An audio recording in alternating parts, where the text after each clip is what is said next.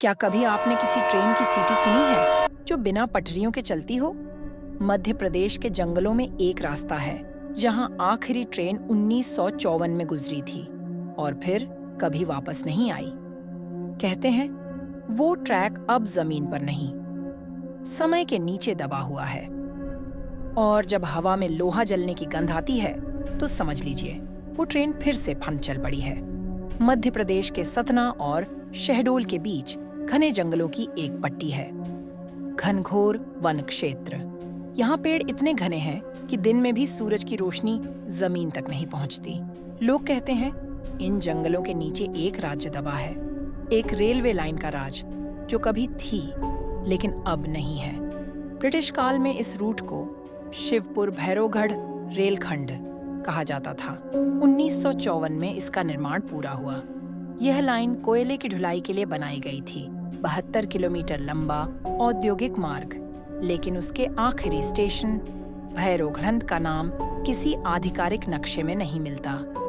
Railway के record में बस एक लाइन दर्ज है, project completed, operational for 1 month, line discontinued due to landslide, बस इतना। पर जंगल के लोग एक अलग कहानी सुनाते हैं। कहते हैं जिस दिन पहली ट्रेन इस ट्रैक पर चली उसी रात जंगल ने जवाब दिया। नवंबर 1954, ट्रेन 2138 पीजी कोयले से लदी शिवपुर से चली और भैरवगढ़ की ओर बढ़ी। वो कभी नहीं पहुंची। कंडक्टर, ड्राइवर, गार्ड सब गुम। अगले दिन केवल रेल के किनारे जली हुई झाड़ियां मिली, जैसे किसी ने नीचे से आग लगाई हो। 20 साल तक कोई वहां नहीं गया। 1978 में रेलवे अधिकारी विनोद त्रिवेदी भानटेंट को आदेश मिला, गुम रूट की जांच करो। वो अपने असिस्टेंट और 2 मजदूरों के साथ जंगल के भीतर चला गया। तीसरे दिन उन्हें पटरियों का निशान मिला, पर वो अजीब थी, मुड़ी हुई, पेड़ों के बीच से गुजरती, जैसे किसी ने उसे मिट्टी पर लिख दिया हो। विनोद ने खुदाई की, नीचे धातु थी और हवा में लोहे की गंध। रात के 12:07 पर उसने अपनी डायरी में लिखा, कुछ आ रहा है, मैंने रेल की सीटी सुनी, हवा में कोयले की राख है। उसके बाद की पंक्तियां धुंधली हैं, सिर्फ 2 शब्द साफ हैं, चलती है।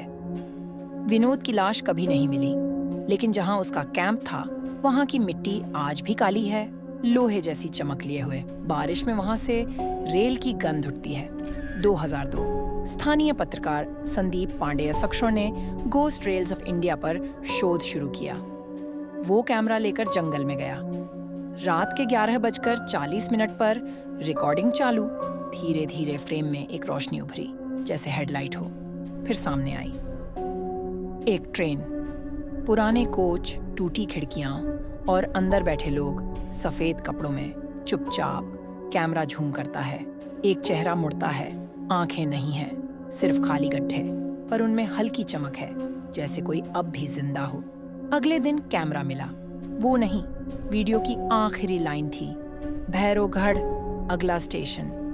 स्थानीय आदिवासी कहते हैं यह जगह भैरव भूमि थी, जहां लोहे को काटना मना था।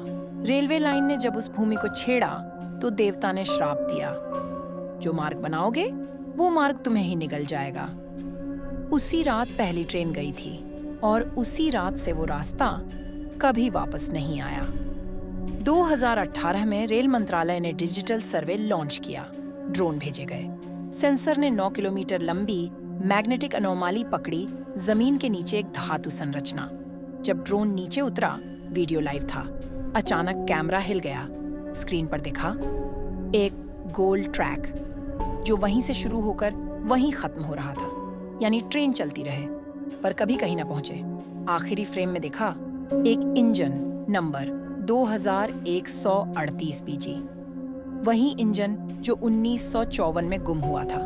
2021 unheard tracks of India team वहां पहुंची। थर्मल कैमरे लगाए गए। रात के 12:30 पर स्क्रीन पर तापमान अचानक -5 डिग्री सेल्सियस हुआ। धीरे धीरे 2 चमकती रेखाएं उभरी। एक इंजन का आकार बना, पर पीछे सिर्फ छाया थी, कोच नहीं। रिकॉर्डिंग में एक धीमी आवाज आई, ट्रैक चलता है, कहीं नहीं जाता। फिर सब अंधेरा। अब उस जगह कोई नहीं जाता। रेलवे ने वहां बोर्ड लगाया है, रिस्ट्रिक्टेड फॉरेस्ट जोन। आज भी जब बारिश होती है तो जंगल में कभी-कभी हेडलाइट जैसी चमक दिखाई देती है, फिर गायब।